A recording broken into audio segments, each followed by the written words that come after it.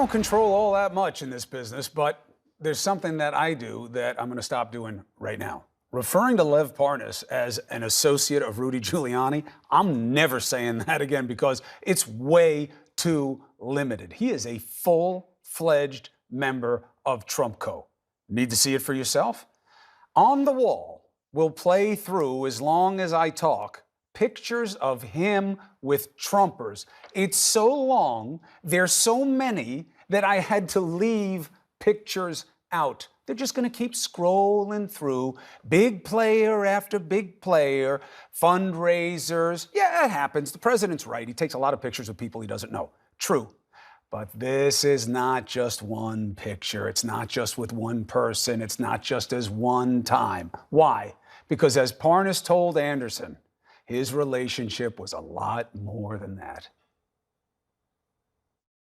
I went from being a top donor, from being at all the events where we would just socialize, to becoming a close friend of Rudy Giuliani's, to eventually becoming his ally and his asset on the ground in Ukraine.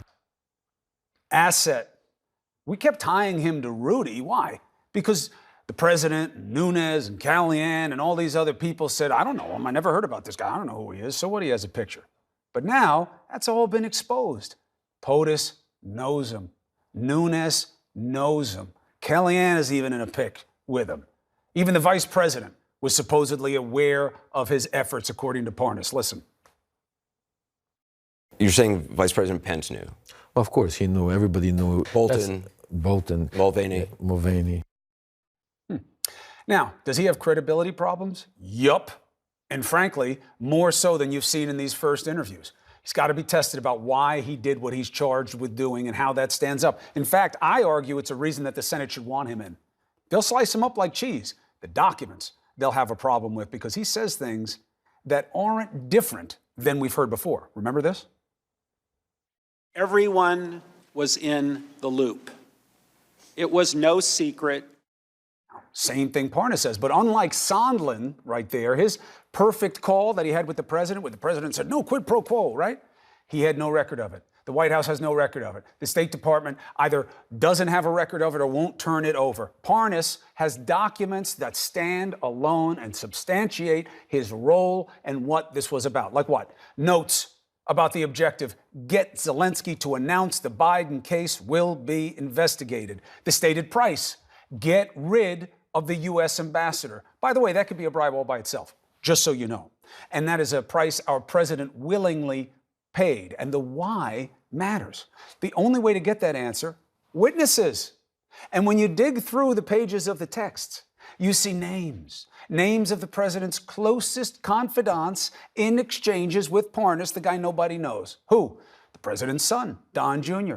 Namesake. Parnas says he was feeding Don Jr. garbage for his Twitter tantrums. Jay and Rudy, the president's personal lawyers. Parnas says he was riding with them to the White House. This is the kind of evidence that does wonders for the memories of even the most loyal lapdogs.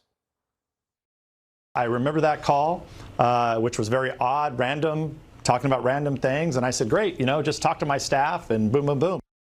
Yeah, boom, boom, boom. You know what that's the sound of? The truth beating down his door. Parnas's version is, oh, there were calls. And they were helping the top Republican on the House Intel Committee dig up dirt on the president's political rivals. But be clear, Parnas, for all his flaws, is not just some Giuliani associate. He's a first-person witness to everything that the senators have to evaluate. And sure, he has everything to gain by being seen as helpful. But is that any more suspicious than people who swore an oath to serve you and they're ducking the duty to testify and tell you what they know? That a president refuses to let them go?